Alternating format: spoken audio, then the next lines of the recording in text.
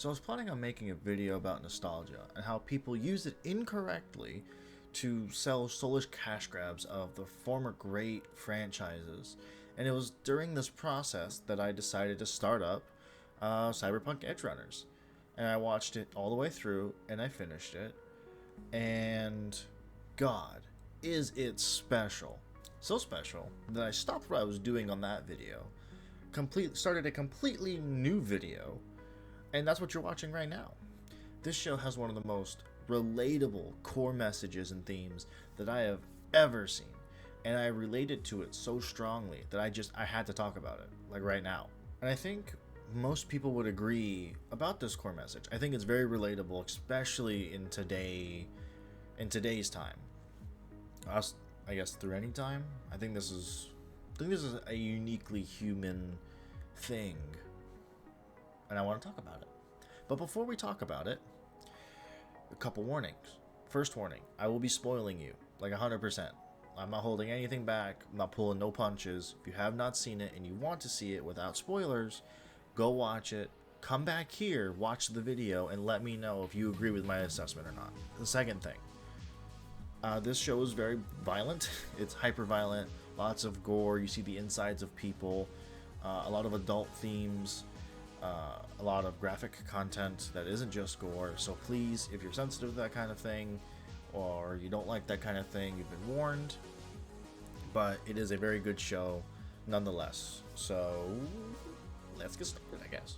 Now, before we dive into the meat and potatoes of today's topic, which is what you guys clicked on, I want to do a little building as to why I think it pulls it off the way that it does.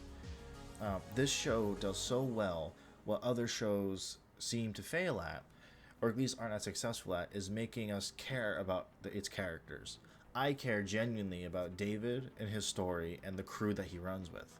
Everybody has their own unique voices and problems, and I want to see them overcome those problems and succeed, and be happy in their lives.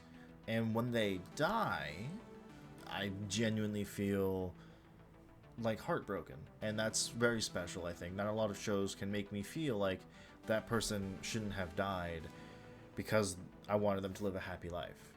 I honestly don't feel that way in a lot of shows that I'm watching now, or a lot of the stories that I'm reading.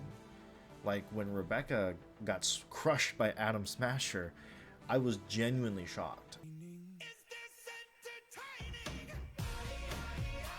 I've seen all the fan art of Rebecca, and I thought she lived on, but she did not, and that threw me completely for a loop. And I think because they die, or they can die, that gives the show real stakes. But the thing that makes us care the most, and the reason why you clicked on the video in the first place, is because of David's story and the tragedy that it is. A tragedy of him being smothered to death by expectations that are placed on him by everybody around him. Let me explain. David grew up poor, but he had a loving mom who gave him everything that she could offer in this world. She put him in the best school she could afford, and he was excelling in his grades and his studies. But everyone else didn't like him and hated him because of his background. They teased him constantly, bullied him, and then they gave him those hands. His mom later dies, but not before saying she wants him at the top of Arasaka Tower, which comes important later. A dream that she has for him. All she ever wanted was a better life for her son. Later he meets Maine, who becomes a mentor figure to David. Maine sees potential in David, and he knows he can become a legend in the EdgeRunner space. When Maine dies, David takes over the gang and shoulders that responsibility. This is the expectation that Maine puts onto David, to keep the group together, to keep the gang going, just to keep everybody safe. He even takes on Lucy's dream of going to the moon by promising to take her there. Now, there may be a question forming in the back of your brain skis at the moment, and you may be asking yourself, what about David? What is David's dream? What does he want? What are his goals, his aspirations? Well, he doesn't have one. He is currently only living for the needs of everybody else around him. And because he is really smart, resourceful, and has an unnaturally high tolerance to cyberware, he is infinitely useful to everybody else in the story. Everybody around him makes plans for him and tells him that he is amazing. But in reality, David doesn't know who he is or what he wants. He has no idea why he's really doing what he's doing.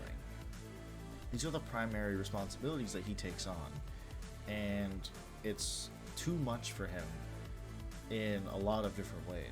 You can really start to see how much it affects him once he starts to upgrade himself physically. Once he gets more and more chrome onto his body, he can barely handle it. He can't sleep, and he is constantly pushing himself to the limit, to the edge, and doing more and more dangerous things, even if it means death. You can really get a sense of the inner struggle between the two polar opposite expectations that have been placed on him by his mom in Maine when he can't stop looking at his mother's ashes. He feels guilty for going down the path that he went down when his mom did everything in her power to get him out of that life, to get him away from that life. He knows she would be disappointed in him, and that eats away at him. I mean, it would eat away at anybody.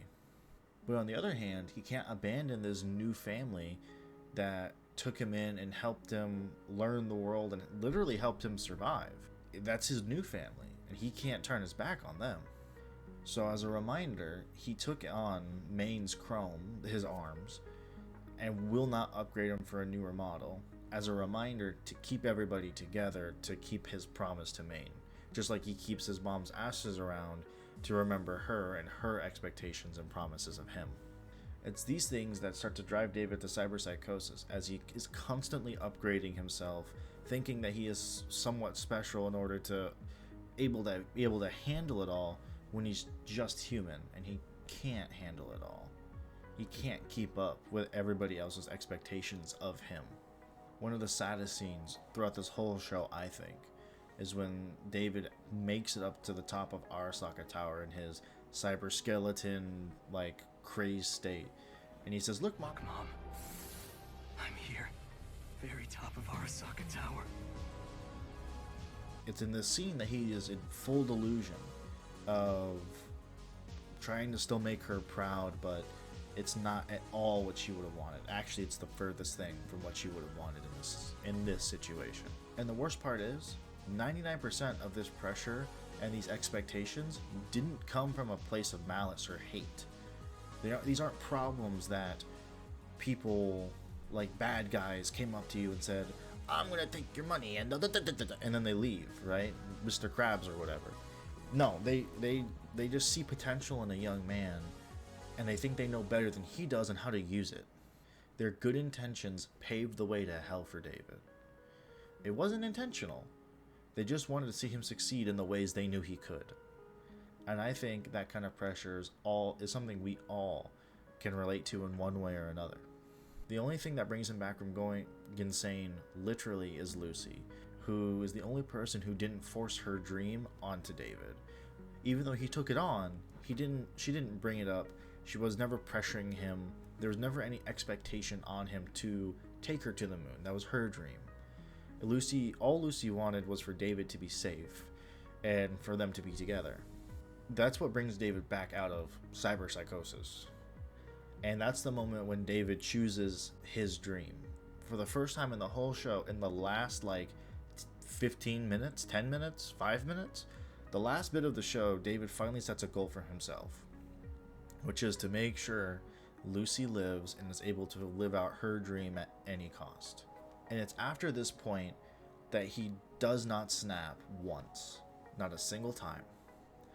He doesn't lose focus, he doesn't crack, he is able to fight Atom Smasher whilst Lucy and the driver get away, and he dies.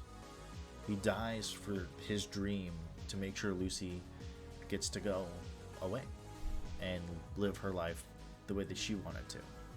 And it's a bittersweet ending, because we learn that it was Lucy's dream to go to the moon, and she does go to the moon. She gets up there, and she is seeing it in real time, not on a BD, and we learn that her dream had a little bit more of David in it than I think even maybe she realized.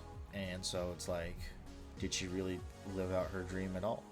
the biggest takeaway that I got from this show, and I think this is one of the core messages of the show. There's a lot of them, but I think this is one of the core ones. And it's to live your life for your own dreams. And I don't mean to live selfishly, but I do mean to live life for what you want out of it. And to not give in to the pressures of everyone else around you. Because taking on all those burdens will make you lose yourself in a craze that you might not wake up from. At least until it's too late. Anyway, that's my short little thing that I had going on for this video. I hope you guys really enjoyed it. It's fucking amazing. Please go watch the show if you haven't. If you have, go rewatch it just because it's that good. There's a lot more to say about this show. There's how good intentions paved the way. There's a lot to say about David's relationship with a lot of these characters like Rebecca and Lucy, and like how Lucy's actions and like what it all means narratively and stuff. So please go watch some other videos talking about this. I'm sure you guys already have. I'm late to this party, but this is a little bit different from what I normally do. But I love talking about stories. So you'll probably be seeing a lot more videos like these whenever something special comes out, and I just want to talk about it. Just something, just a little specific, little snippet like this. If you like the video, go ahead and like it. Go ahead and like it, and subscribing would be absolutely Nova. I appreciate your time, and as always, much love.